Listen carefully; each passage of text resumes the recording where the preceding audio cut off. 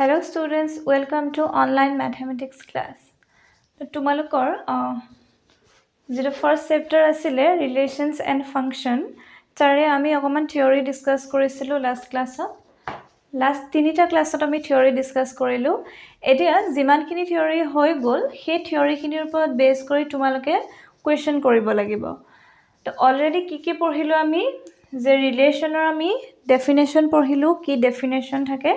যে ফাৰ্ষ্টতে আমাক এটা সেট লাগিব তাৰ কাৰ্টেজিয়ান প্ৰডাক্ট লাগিব তাৰ এটা সাবসেট হ'ব আমাৰ এটা ৰিলেশন তাৰ পিছতে ৰিলেশনৰ টাইপস পঢ়িলো আমি ৰিলেশনৰ টাইপসত আমি কি পঢ়িলো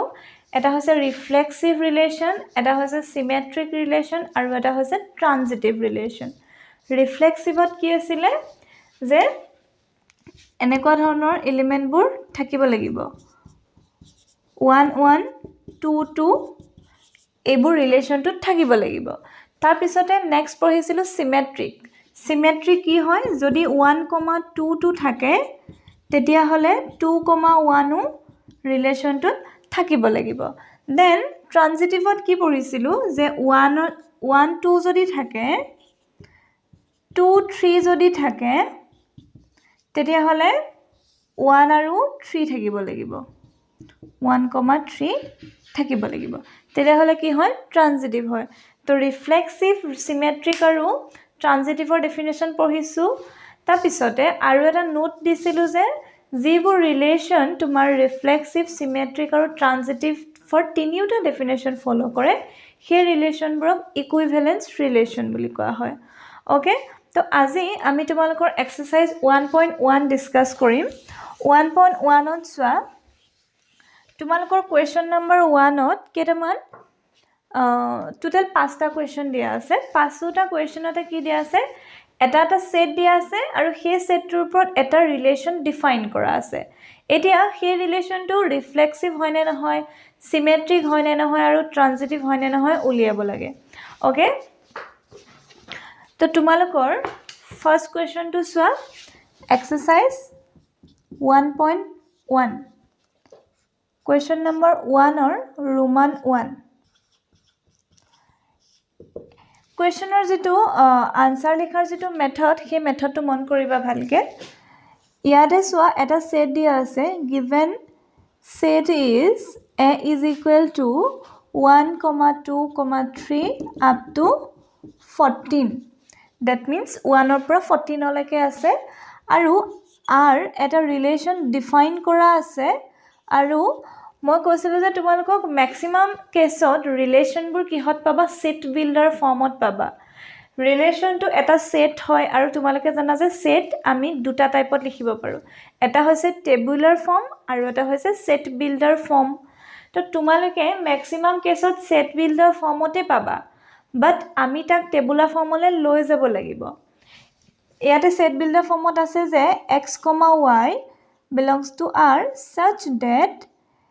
3x minus y is equal to 0 aru x y belongs to capital A that means x aru y value a thakibo tar mane x aru y value 1 or pura 14 ole jikuno hobo paribo tar pisote x e y logot relate koribo tetia he jetia niki 3 into x minus y is equal to kiman hobo 0 hobo ইয়াতে x আৰু y মাজৰ যেটো connection হেতু অকমান ক্ৰিটিক্যাল কৰি দিয়া আছে আমি তাক সিম্পলিফাই কৰি লম হিয়াৰ 3x y is equal to 0 তো আমি ইয়াক সিম্পলিফাই কৰিলে কি হ'ব 3x is equal to y ইয়াক আমি এনেকেও লিখিব পাৰো y is equal to 3 into x x আৰু y কত থাকিব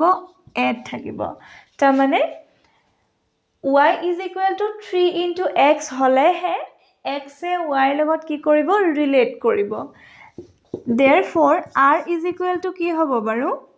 x ৰ ভ্যালু আমি ফাৰ্ষ্টতে লৈ লও x যেহেতু ফাৰ্স্ট পজিশনত আছে x ৰ ভ্যালু আমি কৰ পৰা ষ্টাৰ্ট কৰিব পাৰো 1 ৰ পৰা ষ্টাৰ্ট কৰিব পাৰো এতিয়া x ৰ ভ্যালু যদি 1 হয় y ভ্যালু কিমান হ'ব 3 into 1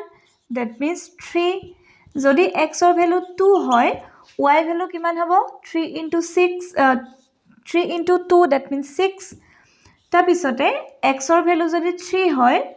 y ভ্যালু কিমান হ'ব 3 * 3 that means 9 যদি x ৰ ভ্যালু 4 হয় তেতিয়া হলে y ভ্যালু হ'ব 3 * 4 that means 12 যদি x ৰ ভ্যালু 5 হয় y ভ্যালু কিমান হ'ব 3 * 5 that means 15 বাট তোমালোকে চোৱাচোন 15 টো জানো এই সেটটোত আছে ইয়াত কিমানলৈকে আছে 14 লৈকে আছে বাট আমি ইয়াতে কিমান পালো 15 পালো that means আমি এটো লিখিবই না লাগে আমি কি কৰিব লাগিব 12 হতে প্ৰসেসটো ষ্টপ কৰিব লাগিব ওকে that means আৰত আমি কি পালো 1 2 3 4 টোটাল 4টা এলিমেন্ট পালো এতিয়া r টো ৰিফ্লেক্সিভ হয় নে নহয় আমি চেক কৰিব লাগে r টো ৰিফ্লেক্সিভ হয় নে আমি ফাৰ্স্টে চেক কৰিম ৰিফ্লেক্সিভ হয় নে নহয় চেক কৰিম ইয়াতে ৰিফ্লেক্সিভ হয় নে বাৰু here 1, 1 does not belongs to r 2, 2 does not belongs to r 3, ইমানবোৰ আমি কত লিখিম আৰু ন 14 লৈকে ডাইৰেক্ট এনেকৈ লিখো here 1, 1 2, 2 14, 14 does not belongs to r therefore r is not reflexive r is not reflexive okay 1, 1 2, 3 up 2, 2 up to 14, 14 লৈকে r থাকিব লাগিব তেতিয়াহে r টো কি হ'ব ৰিফ্লেক্সিভ হ'ব বাট ইয়াতে ৰিফ্লেক্সিভ নহয় দেন আমি সিমেট্ৰিক হয় নে নহয় চেক কৰিম সিমেট্ৰিক হয় নে নহয় চেক কৰিবলৈ আমি কি কৰিম here 1, 3 belongs to r but 3, 1 does not belongs to r 1, 3 আছে কিন্তু তাৰ উল্টাটো আছে নে নাই that means this is not reflexive no sorry this is not symmetric r is not symmetric কেনেকৈ উলিয়াইছো গম পাইছা দেন আমি ট্ৰানজিটিভ উলিয়াব লাগিব এখিনিলৈকে লিখিলো ৰিফ্লেক্সিভ হয় নে নহয় সিমেট্ৰিক হয় নে নহয় উলিয়াইছো কেনেকৈ উলিয়াইছো গম পাইছা তো এতিয়া আমি ট্ৰানজিটিভ হয় নে নহয় চেক কৰিম ওকে ট্ৰানজিটিভৰ কাৰণে ডেফিনেশনটো মনত পেলোৱা ট্ৰানজিটিভ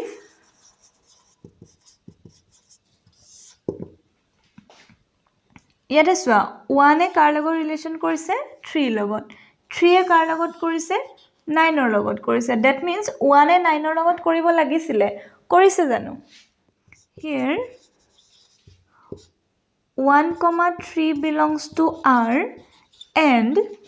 3, 9 belongs to r but 1, 9 does not belongs to r that means r is not transitive r is not transitive তো কেনেকৈ reflexivity symmetricity and transitivity check কৰে গম পাইছা তোমালোকে ওকে এতিয়া আমি নেক্সট কোৱেশ্চনটো কৰিম এটো তোমালোকে লিখি লোৱা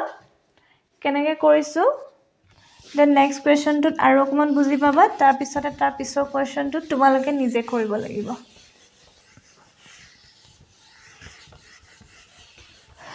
নেক্সট কোৱেশ্চনটো আছে তোমালোকৰ question number 2 1 or 2 solution 1 or 2 দিয়া আছে যে given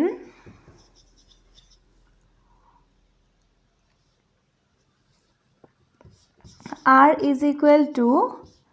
x, y such that y is equal to x plus 5 and x less than 4 এতিয়া এই ৰিলেশনটো যে দিয়া আছে ইয়াৰ কাৰণেটো এটা ৰিলেশন এটা পাবলে আমাক এটা সেট লাগিব ইয়াতে সেটটো কি দিয়া আছে the set of natural number that means this relation r x, y such that y is equal to x plus 5 where x less than 4, this relation is defined on the set of natural numbers. Is defined on the set capital N, that means set of natural number. Therefore r is equal to কিমান হ'ব বাৰু আৰু x ৰ value ক'ৰ পৰা start হ'ব 1 ৰ পৰা ষ্টাৰ্ট হ'ব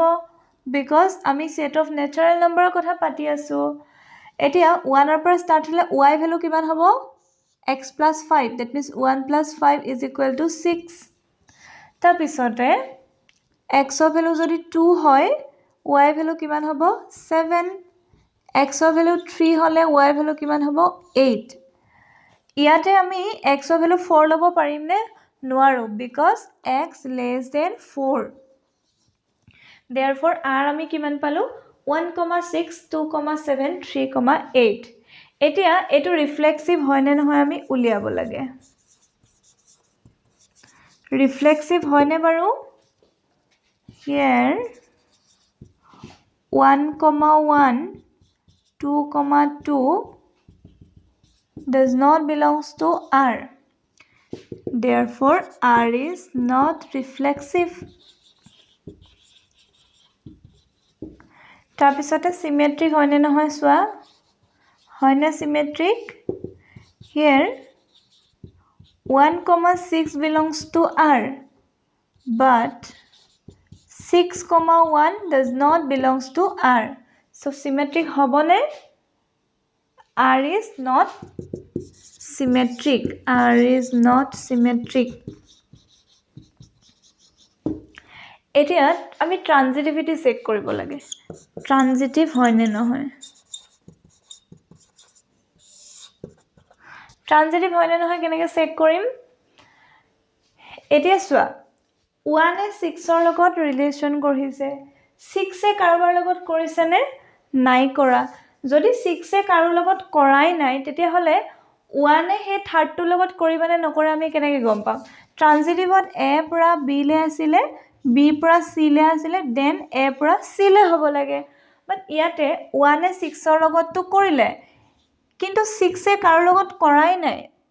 তো 1 এ হে থাৰ্ড এলিমেন্টৰ লগত কৰিবনে নকৰে আমি কি জানো নাজানো নহয় সেই কাৰণে আমি কি কৰিছো ইয়াতে বাই ডিফল্ট আমি ধৰি লৈছো যে এটো ট্ৰানজিটিভ হয় বুলি তাৰ মানে এনেকুৱা যদি কেস কিছুমান থাকে যত নেকি ফাৰ্স্টটোৱে সেকেন্ডটো কৰিলে সেকেন্ডটোৱে আকৌ থাৰ্ডটো কৰাই নাই মানে নাই তেতিয়া হলে আমি ফাৰ্স্টটোৱে থাৰ্ডটো কৰা বুলি বাই ডিফল্ট ধৰি লব লাগিব ঠিক তেনে 1 আৰু 6 ৰ কাৰণে ট্ৰাই কৰিলো নহয় এবাৰ 2 আৰু 7 ৰ কাৰণে সেম কেস হোৱা 2 এ 7 ৰ লগত কৰিছে 7 এ কাৰ লগত কৰাই নাই গতিকে আমি বাই ডিফল্ট ইয়াক ট্ৰানজিটিভ বুলি ধৰি লম 3 এ 8 ক কৰিছে 8 এ কাৰ লগত কৰাই নাই তো সেই কাৰণে 3 এ আমি হে থাৰ্ড এলিমেন্টৰ লগত কৰিছে বুলি বাই ডিফল্ট ধৰি লম তো এই ৰিলেচনটো বাই ডিফল্ট ট্ৰানজিটিভ হয় r is transitive কিয় হয় গম পাইছা কাৰণ আমি ট্ৰানজিটিভ নহয় বুলি দেখুৱাব পৰা নাই যদি ট্ৰানজিটিভ নহয় বুলি দেখুৱাব নোৱাৰো তেতিয়া হলে তাক ট্ৰানজিটিভ হয় বুলি ধৰি লব লাগিব দ্যাট মিন্স কাৰোবাক যদি আমি ভুল বুলি প্ৰমাণিত কৰিব নোৱাৰো তেতিয়া হলে তেওঁক আমি শুদ্ধ বুলি মানি লব লাগিব ওকে তো এটো হৈছে এই ৰিলেচনটো যে ৰিফ্লেক্সিভ নহয় সিমেট্ৰিক হয় আৰু ট্ৰানজিটিভ হয় তাৰে প্ৰুফ এতিয়া তাৰ পিছতে আছে তোমালোকৰ কোৱেশ্চন নম্বৰ 3 তো কোৱেশ্চন নম্বৰ 3 টো তোমালোকে ট্ৰাই কৰিবাচোন কোৱেশ্চন নম্বৰ 3 টো আৰু কোৱেশ্চন নম্বৰ 4 এই দুইটা ট্ৰাই কৰিবা তো এই দুটা হৈছে তোমালোকৰ হোমৱৰ্ক তোমালোকৰ ক্লাছটো ছুটি কৰিছো বাট তোমালোকক দুটা হোমৱৰ্ক দিছো দুইটা কৰিবলৈ একে তো হোমৱৰ্ক দুটা কৰি মোক সেন্ড কৰিবা কিন্তু তোমালোকে ক্লাছ পাতিবোৰ কৰা নাই মই কৈছো যে তোমালোক সিৰিয়াস হোৱা আৰু ক্লাছবোৰ ধুনিয়াকৈ এটেন্ড কৰা তো হোমৱৰ্ক মোলে সেন্ড কৰিবা ওকে আজিলে ক্লাছটো ইমানতে সামৰিছো থ্যাংক ইউ